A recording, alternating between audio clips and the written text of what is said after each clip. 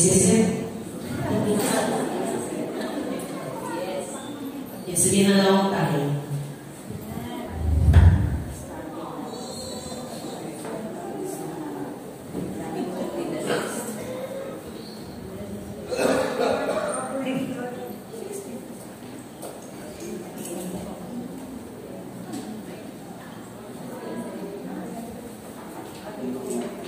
Okay, magandang umaga po sa kanilang lahat. So, bago po tayo magsimula, conclusion po yun.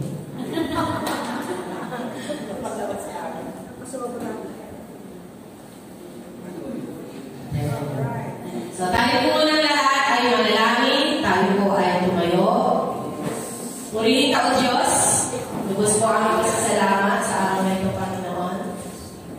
Dalayan ko po, Panginoon, na pagpalain po ang aming mensahe ngayong araw. Salamat po sa matututunan namin sa araw na ito, Lord God. Salamat din po sa unang natuto, Panginoon. Hallelujah. Sa topic namin ngayong araw. Maraming salamat po. In Jesus' name we pray. Amen.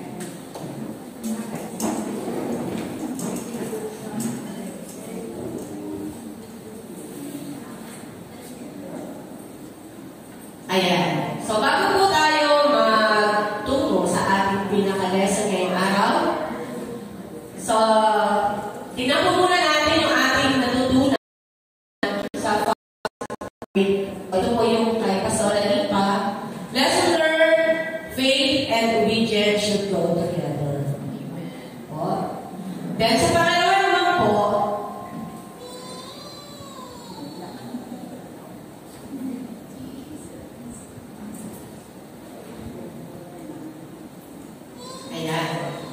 doon po sa topic ni Sister Faye, Growing Motherhood, lesson learned, para po sa ating lahat, lalo na rin sa ating mga nanay, encourage to live a life with integrity, sabi po doon. Having a self-control, wish ko kaya meron. Faithfulness, love, and teaching your children of today how to live a Christian life that is pleasing to God. Mahirap po maging magulang, kaya doon sa mga nag-aasal, God bless you. And for those who are children of today, wherein you are in the community of Christian parents, you must be, or we must all be thankful. Amen? Palakpakan po natin ang ating mga magulang. Of you guys na longing for the parents to be here, good job po sa inyo.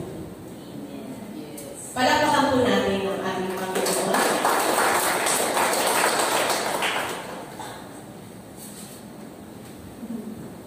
Meron pong mga women in the Bible na nagsiserve us guide and strength sa aming mga magulang. Ito po sila. Number one po si Sarah. Lagi po natin i-remember mga nanay na sinabi ni Sarah, nothing is too hard for God. Yun po si Sarah. Hagar says, God sees you. So whatever the struggles we have, God sees us. Rahab, your past doesn't define you. So God can use anyone of us. Hindi lang maging nanay, maging tatay, o maging anak. Hannah says, God answers prayer. Alam na po natin din yan. And Esther says, trust God. He will exalt you in His timing. So when all has failed, God never fails. God is never blind to our tears, never deaf to our prayers, and never silent to our pain. Maraming pain ang magulang na hindi naman minsan o mas madalas nasasabi sa atin. They struggling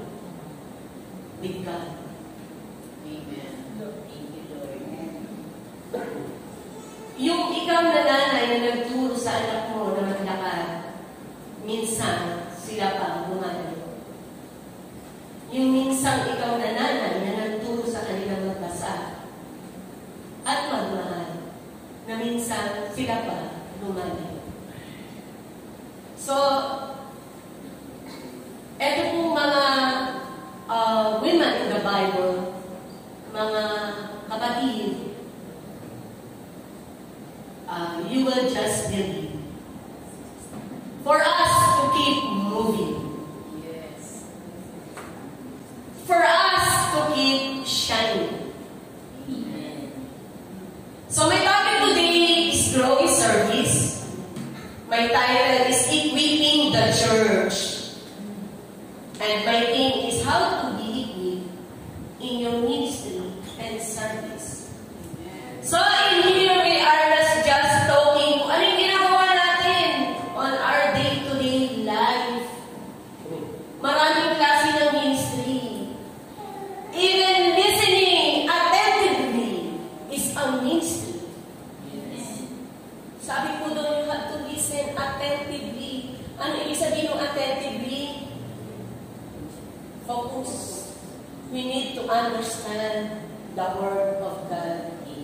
Kasi useless ang Word of God pag hindi po natin naiintindihan. Para lang kami ditong batingaw na kumakalemba, masakit sa tenga, hindi pumapasok sa ating puso. That's right. So before I go to further, background of Ephesians chapter 4. Ito po yung text natin today. Nabasa mo? Ayan. Ang ating pong text today is Ephesians 4 verse 12. So, basahin na lang po natin mula 1 hanggang 12. Mas maganda po. Yes. So, the background is, Paul appears to Christians to live in a way reflects the grace we've been given by God.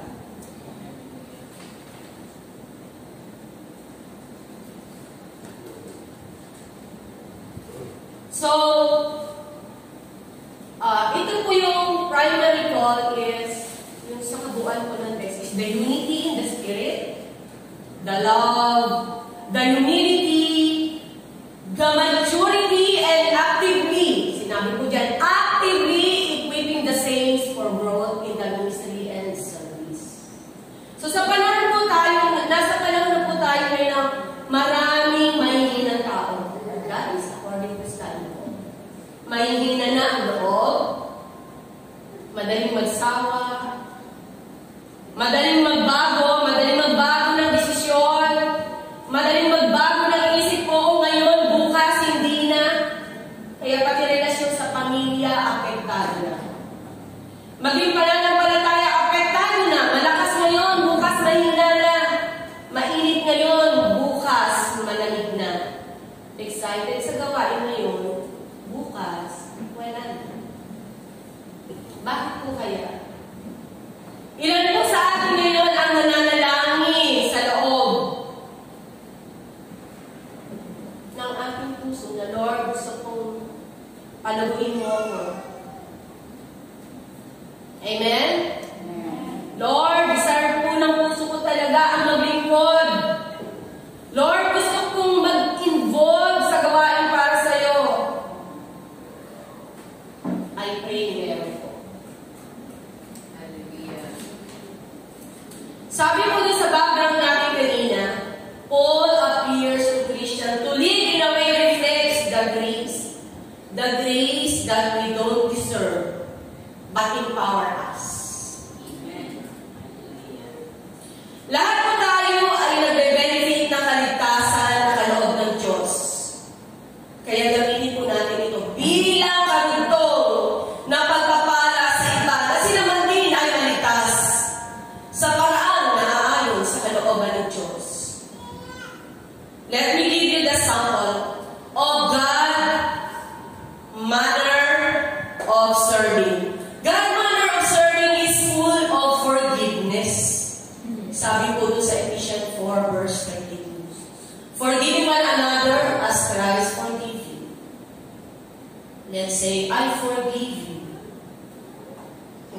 Let's say, I forgive you. Mahina. I forgive you. Ayan, narinig na po yun. Pinag-isa natin. Hallelujah. God, manner of service or serving is rich in love. Amen. Sabi po dun sa Psalm 136 verse 26, give thanks to God of heaven for His steadfast love endures forever. Parang nanay lang, no? Our love really endures forever. Walang makakapantay sa pag-ibig ng ina. Kaya siguro po, laging ina din ang hinahalintulad ng Panginoon sa kanyang pag-ibig. No? Kasi, higit kanino man, kahit nag-twinkle pa yung eyes mo doon sa jowa mo, walang makakapantay sa pag-ibig ng ina. Thank you, Lord.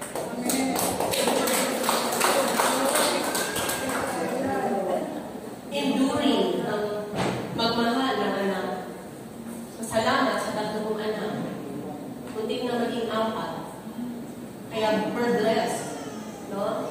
Isa, dalawa, tatlo, at mas marami, we're blessed. Hindi lahat nabiyayaan ang pagkakataon maging nanay. Or maging nanay man sa hindi lumabas, literal. Salamat sa mga nanay na maraming anak na galing sa puso. Hindi natin yung matatawaran. Sabi po doon, yes, ako. Psalm 136 verse 26, give thanks to the God of heaven for His steadfast love endures forever. Hindi nagbabago, hindi nagmamaling mula noon hanggang ngayon. So kung may forever, kay Lord lang. Full of knowledge, sabi po doon. Everything done for a reason. Lagi po natin natandaan. God knows every single place on earth.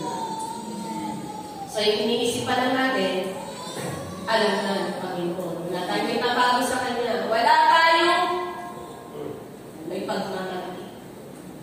He knows every single place on earth. Sabi po doon sa Jeremiah,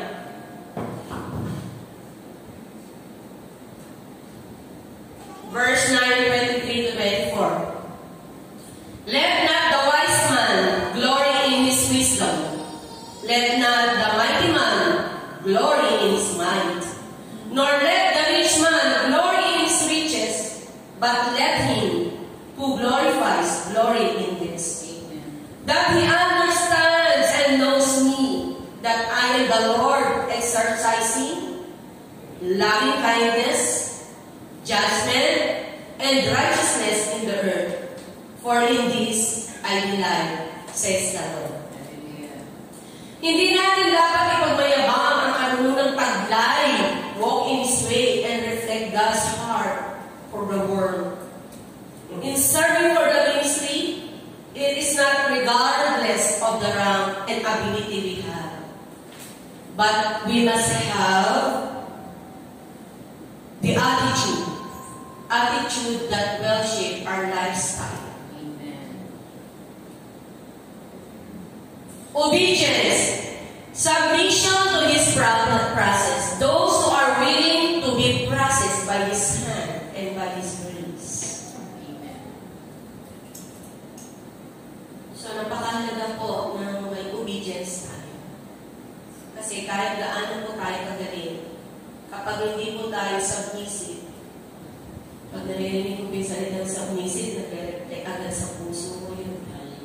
Kasi konti lang. Pero yung konti ko po na yan, alam ko po, kasi hindi ko talaga ako sa submissive. Pero sa Panginoon, pwede. Okay? You must have relationship to God. Prayer, your devotion, and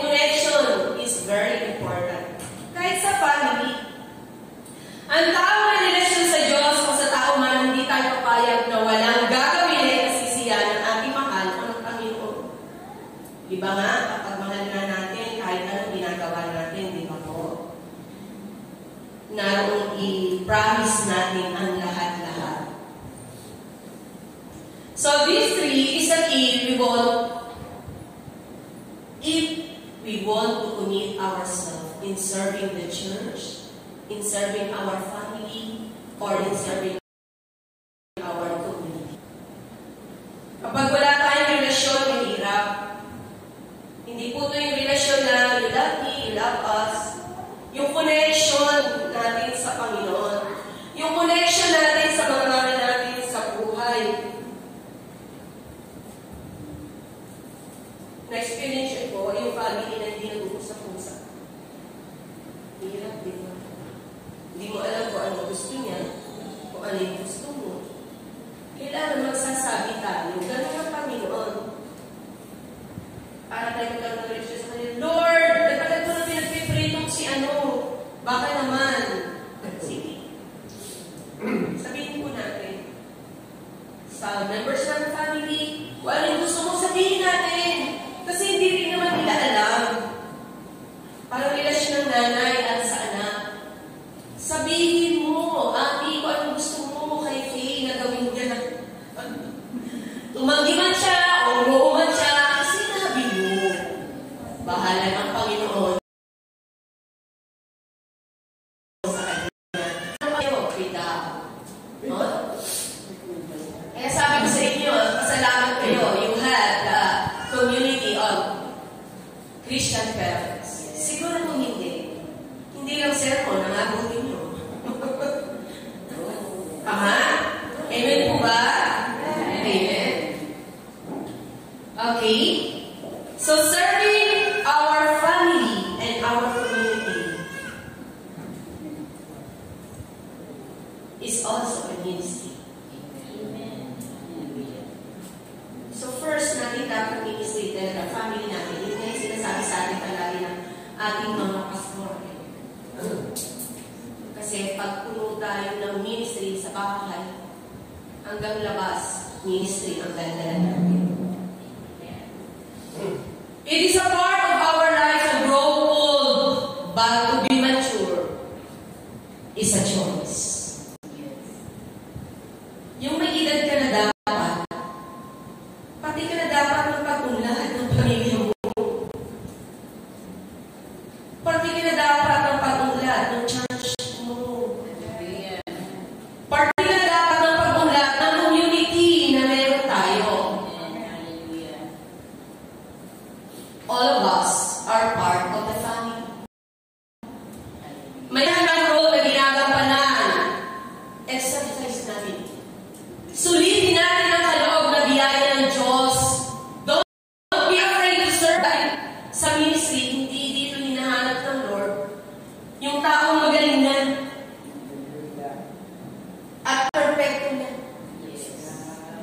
Sa ministry, ang hanap ng Panginoon, yung willing magpagamit sa proseso ng Lord. Bakit? Pag may ministry ka, lalo kang gagaling.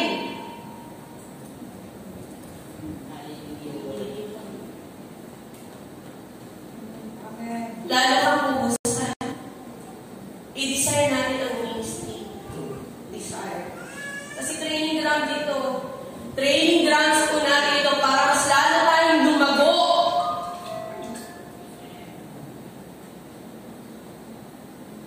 Equip natin ang ating sarili sa mga gawaing magbibigay kaluguran sa Diyos.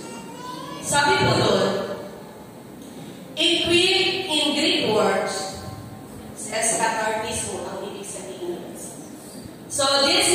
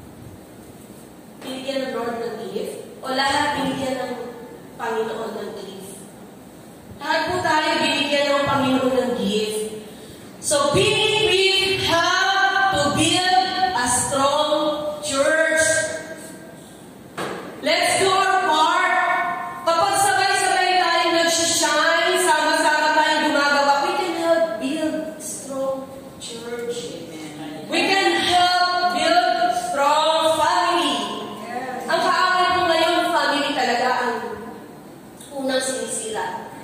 Lalo yung mga haligi at ilaw ng tahanan. Kasi pag nasira yun, we can help build a strong church, a strong family, and a strong community. Huwag po natin limutan. Hindi tayo agad-agad manitibag ng kaaway. Ang taong discipline and matured ay nag-grow in every aspect of his life. Yung punong man tingnan natin na yung kabilang part, bunga-bunga, yung kabilang part, hindi. Parang tingnan, di ba po? O kaya ako nagkataon kayang ganito ang itsura ko is basta, pangit tingnan. Bapo, yung may edad ka na, tapos isip bata ka. Sorry po. Amen. Sabi ko nun in every aspect of our life so hindi pwedeng sa spiritual lang tayo nag-grow. We need to be growing in our emotional din, and we need to grow our mental din. Tama po ba? Amen po ba doon? Okay po, sige po. Pikit tayo saglit. Hindi kayo sumusunod, no? Pikit tayo saglit. Tanungin mo natin ang sarili. Asan na ba ako, Lord? Yan, tingnan po natin. Lord, asan na ba ako? What are you doing right now? Salamat, Lord, nandito ako sa church niyo. Kasi kung hindi ko maririnig yung salita mo ngayong araw, na inaral pa ni Teacher Alice since March 13. Natandaan yung day. Alapakan natin ang ating Panginoon. In our little way, alam ko gumagawa ang Panginoon sa ating buhay. Kapag mature ka at equip ka, may ano ka? May accountability ka. At pag accountable ka, nagpapagali ka, dapat may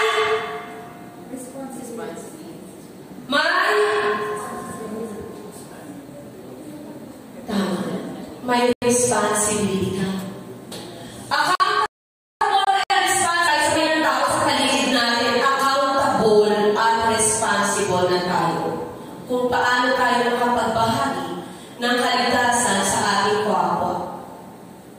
At kung mature ka, may accountability ka, responsible ka, dapat may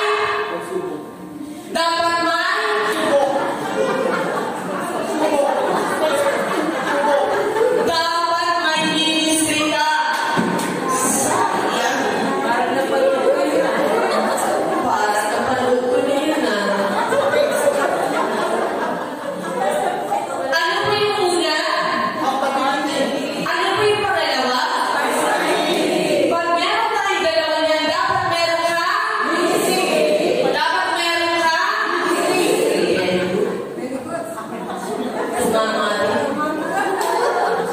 May nagaling ba dahil hindi tumama? Iwan po ba natin yung ulo natin sa pader? Hindi. Sayang yung buhay na bigay ng Panginoon kung hindi natin gagamitin. May bahagi ka sa basa ng mga dapat kasi may ministry ka responsible and accountable na tayo. Hindi na tayo burden. Maging sa family, dapat hindi na tayo burden. Sa mga bata na hanggang anong edad ang nakakaunawa na. Pero kung kayo may ginagawa na, may responsibility, accountability. Ayan, tuloy na. Mag-accountable ka na, may ministry ka na sa bahay, kahit konti. It's a big help. No, yung hindi mo naiintindihan pag nasa labas ka. Minsan kami ni Brother Arvin, nag-iisip pa kami, sige, mainit ang araw. Sige, sasabihin niya sa akin, sige mami, pag may naglabas ng sinampay, bibigyan ko ng 200. Wish ko na. May bayad yun, Diba, Sister Ben, isa ginagawa natin, no? For them to improve. For them to help to improve.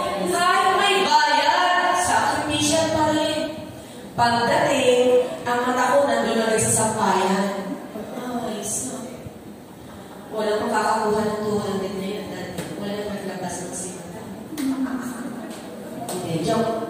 May nagbukas naman. May nag-sign naman.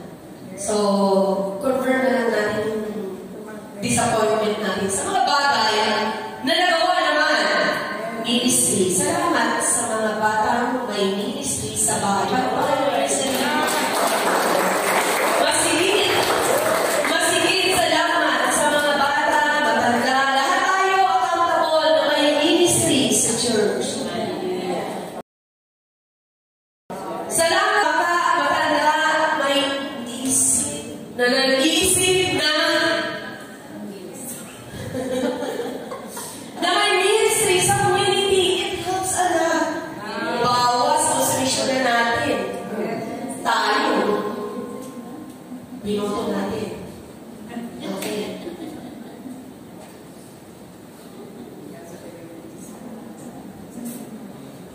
Dahil sa totoong naguguraw sa Panginoon, hindi pwedeng walang gagawin yan. Hindi pwedeng hindi dadalo sa gawain yan. Hindi pwedeng hindi nakikinig sa preaching niya kung noon. Bala na sa atin ang salita ng Diyos kasi hindi pa tayo ganun ka-mature. Sige, forgiven. Pero ngayon nakakaisip na tayo, we need, sabi kanina dun sa, you need to listen attentively. Listen attentively. Focus.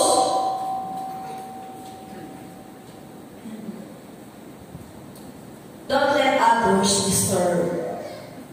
Kasi nga naman, hindi naman yung talaga madaling tumayo sa harapan.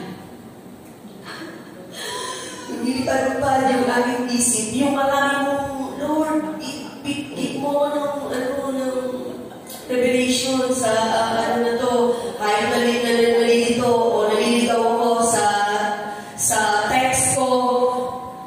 Lord, your revelations, inspiration, ang unang natuturo sa akin. Sabi ko ba, ang dami mata, ibang ito. Kasi, in my 53 years old of existence, tatlong beses na lang ako tumatayo. Nakakainis. Yung una po ako tumayo ng pandemic. Yeah, inano ko yung Facebook ko. Ano ba yun? Yes po. Tapos pangalawa, hindi ko siya natandaan. Kasi namamadali po ako nung dahil aatid ako ng kasal. Ninang ako noon. Preaching ng umaga, ng hapon, ninang ako sa kasal. Go! Darn ang lola niyo. Ganar. So, ang Panginoon naman, pag nagpapagamit ka, He makes a way for you. Kahit anong ayaw mo, pilit ka ilalagay ng Panginoon saan ka. Kasi kita na may desire, may spot sa puso niya, Lord, gusto ko talagang mag-preacher Gusto ko talagang mag-preach. Pero sige na, hindi ko talaga yung niya. Pero ask ka kayo, Lord. Diba? Ano tayo nagkakaroon kayo, kunwari ka pa, pero gusto ko talagang mag-preach. Diba? Okay. Hindi pwedeng hindi hahayo yan sa gawain at gagawa ng paraan magkaroon ng oportunidad na maglingkod sa Panginoon. Sabi ng iba, enjoy life. Yes, we can enjoy life, pero kasama ang Panginoon. Let's pray na magkaroon ng habang may panahon pa dahil alam niyo po talaga sa totoo, ang bilis lumipas ng panahon ngayon. Yung mga bata na dati tinuturuan natin, di ba? Nalalaki na sila ngayon. Sila rin nagtuturo sa atin. Higit sa lahat, ang mga pastor natin ay napapagod din po sila. Tumatanda na rin po. Nabubuhay nila nila sa pagtuturo. Seminar dito. After ng service,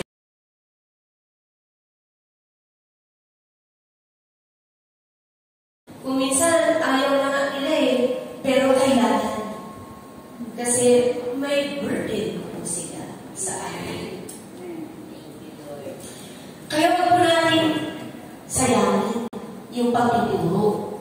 Kasi doon po tayo umpisang magtuturo. Kapag naintindihan natin ng Panginoon, kapag naintindihan natin kung anong gusto ng Panginoon, doon po tayo start na magtuturo. Di ba sabi natin kanina, it's a choice. Kung ayaw mo, uupo ka na, hindi naman magagalit sa pastora. Basta kailangan pagtapos upuan mo, tabi mo naman. Ministry po yun eh. Hindi akala po natin ang ministry, pagpapaawit, pagkanta, pagtutog, bahagi rin po yun. Bahagi po ng ministry natin na yung kung dati hindi ka nakikinig ka na ngayon. Kung dati na pag nag-preach, natutulog ka, hindi ka na natutulog ngayon, ministry po yun. Kung dati po na hindi ka nagbabasa ng Biblia, na nagbabasa ka na ngayon kahit isang verse a day, mga ng oras sa pagsisermon, na-experience ko po yun kasi may bakasyon kami ngayon eh. Bakasyon pa matatawag yun. Bakit yun? Maghapon ako sa bawas, kinapalaba, pitog-pitog lang, clip lang. Nung araw kasi pag naglalaba tayo, brush, bandang dito, humas doon. Nanakit agad yung dito ko. Hindi ako sanay ng isang oras na nagagaganon sa cellphone. Kasi napakadami talagang temptation. Ang dami mong gusto matutunan, ang dami mong gusto makita, ang dami mong gusto mapanood. Yung oras ko, hindi mo alam, alas 12 na pala, mararamdaman mo na masakit na yung ganito. Pero yung iba sanay na nung maghapon. Wala na yung skip. Sabi ko dito sa John 15:12, inaalis niya ang bawat sangang hindi nagbubunga. At kaya namang nililinis ang bawat sangang nagbubunga upang ito ay lalo pang maging sagana. Amen. Palapakan po natin ang Panginoon. Sa bawat yugto ng ating buhay, lagi po talagang may pangako ang Panginoon. So wag natin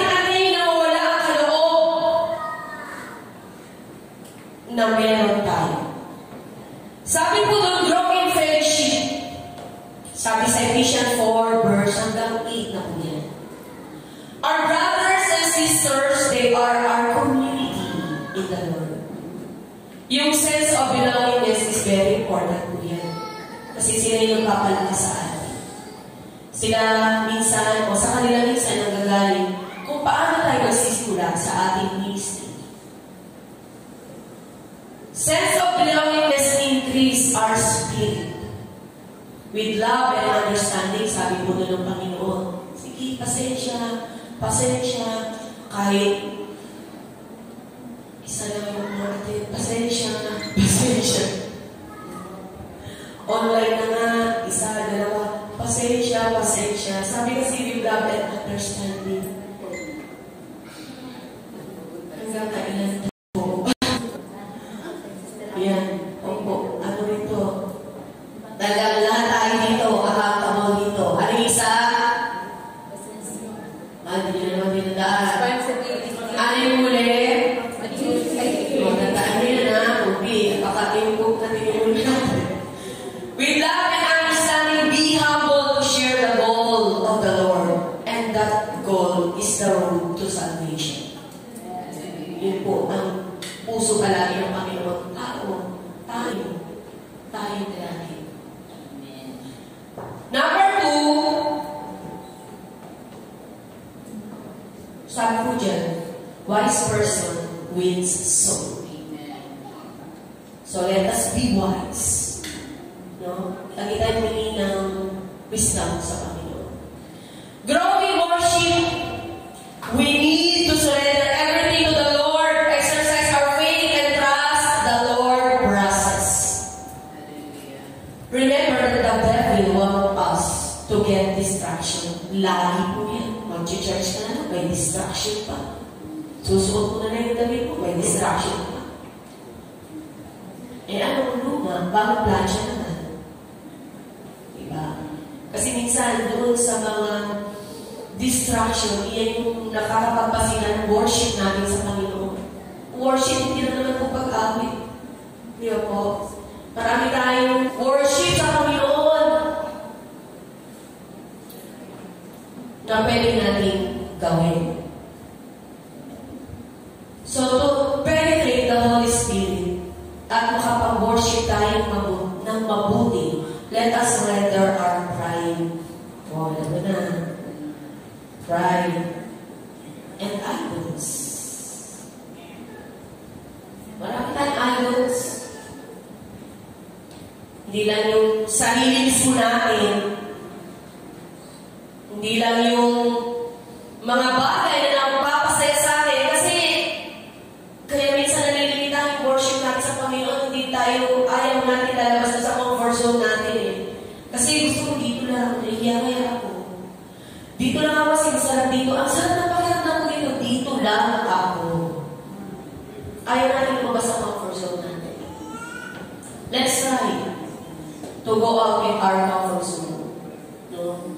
Para makapag-worship tayo ng maayos sa Panginoon. Yung hiya, minsan nakakainis eh, no? Kasi yan yung number one meron ako eh. Yung wala sa lugar, hindi nahihiyang magkasala, pero nahihiyang pagalitan. Bakit? Kasi sa boss, nakakahiya sa kapitbahay. Eh di dapat di ka nagpasaway, parang di ako sumigaw. Kasi sabi, sumisigaw ako.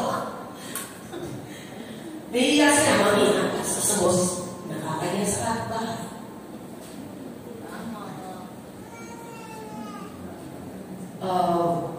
Ilagay natin sa tama. Kung ano ba dapat yung nakakahiya, yung hindi mo dapat ikinahihiya.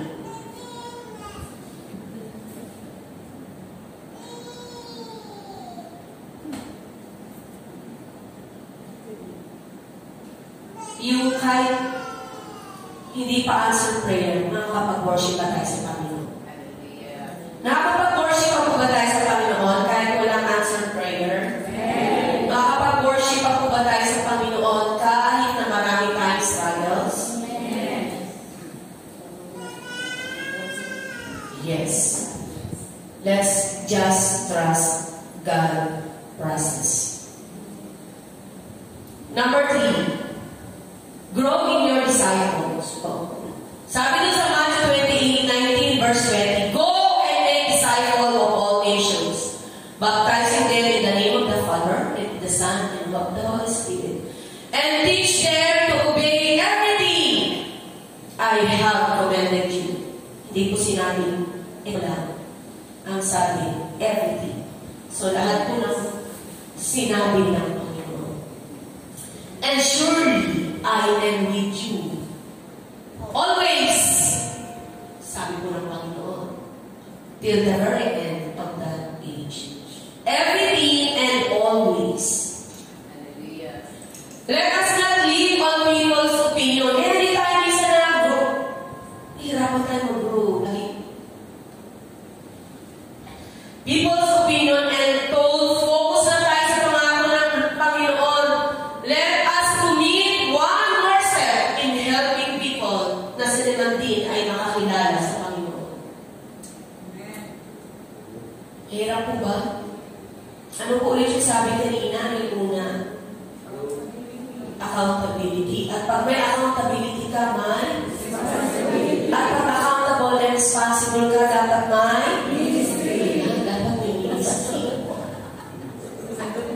yes.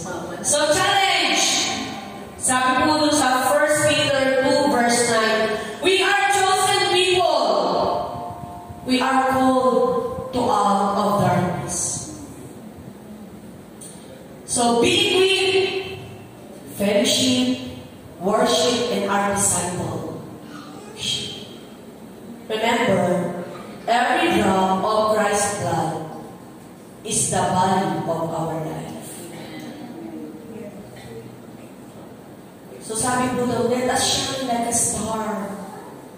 A star that gives light. Bakit pinalibawa yung star? Kasi yung star, pag mag-isa na siya sumisindi, hindi siya ganun kaliwanag. Gaya ng buwan.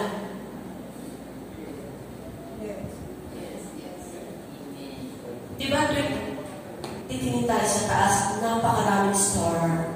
Sabay-sabay na nagsishine. Ang ganda tingnan po, ano? Yes. Ang ganda tingnan. Amen po?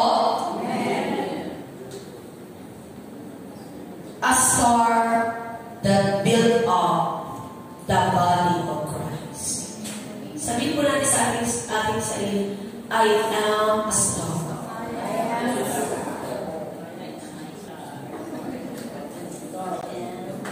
A star that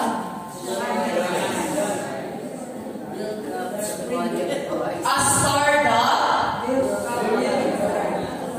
and a star that parang ayaw sa building up the body of Christ. Sabihin po natin, a star that so let us commit one more step for the Lord. So if you have one ministry, let us pray for another one. So if you have one, make it two. You have to make it three. Yes. Make it more. Yes, sir. Salamat po sa Panginoon. Palapakan po natin.